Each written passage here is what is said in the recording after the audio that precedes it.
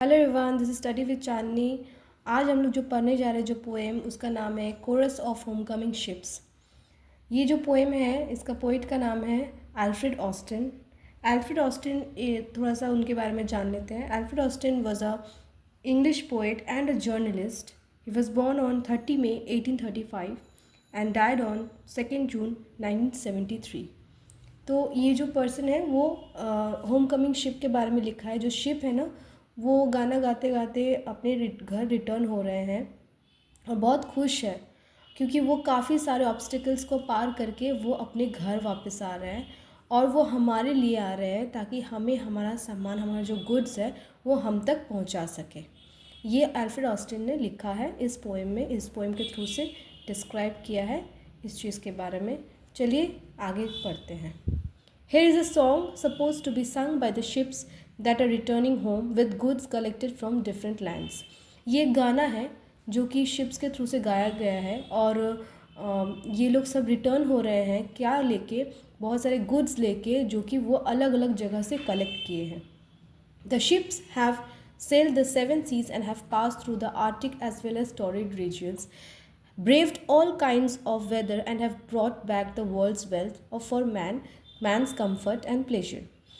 जो शिप है वो सेल किया है 7 समुंदर पार करके, आर्टिक को पास करते हुए, बैड वेदर को पास करते हुए ब्रेवरी के साथ आगे बढ़ते जा रहे हैं। किस लिए? क्योंकि वो हम जैसे लोगों के लिए, हमारे प्लेजर के लिए, हमारे कंफर्ट के लिए सारा सामान हम तक पहुंचाने के लिए आ रहे हैं। चलिए शुरू करते हैं poem. From the uttermost bound of the wind and the foam, from creek and from sound, we are hastening home। जहाज जो है 7 समुंदर पार करती हुई आ रही है, हवा और झाग को मात देते हुए तेज़ी से अपने घर की ओर बढ़े जा रहे हैं। We are laden with treasure from ransacked seas to charm your leisure, to grace your ease। इस स्टैंजा में कहा जा रहा है कि हम लदे हुए खजाने को लेते आ रहे हैं आपकी सहजता को बढ़ाने के लिए। आपकी जो लग्जरी है वो आपके पास हम लेते हुए आ रहे हैं। We have trodden the billows and track the fort to soften your pillows to hip your boat. हमने लहरों को रौंदा है और घाट को पार किया है तुम्हारे तकियों को नरम करने के लिए, तुम्हारे तख्तों को ढेर करने के लिए। आप सबकी खुशियों के लिए हम सब हर कठिनाइयों को पार करते हुए आ रहे हैं।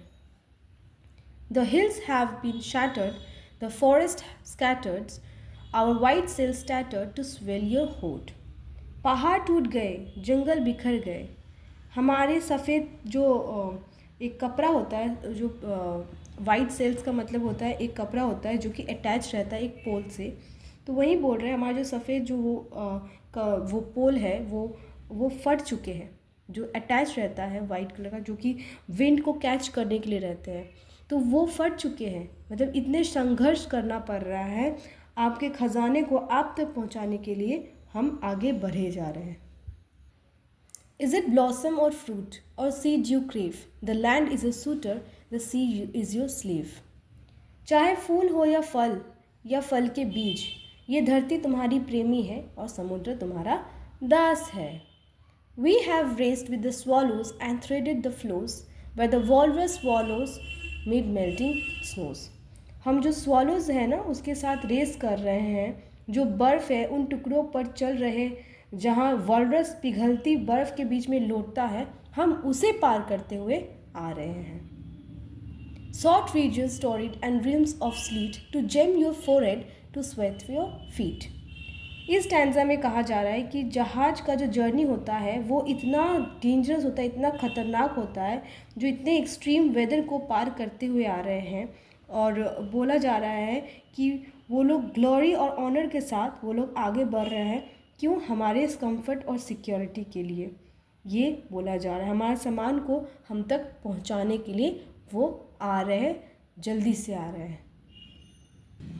And behold, now we tender with pennants unfurled for your comfort and splendor the wealth of the world। इस स्टैंजा में कहा जा रहा है कि देखो और देखो, हम झंडे लहराकर आपके आराम और वैभव के लिए संसार की संपत्ति अर्पित कर रहे हैं।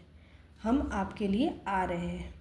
ये पोएम अल्फ्रेड ऑस्टिन का लिखा गया है। आई होप आप सबको मेरा ये वीडियो अच्छा लगा हो। अगर वीडियो अच्छा लगा है तो please do like, share and subscribe. Thank you.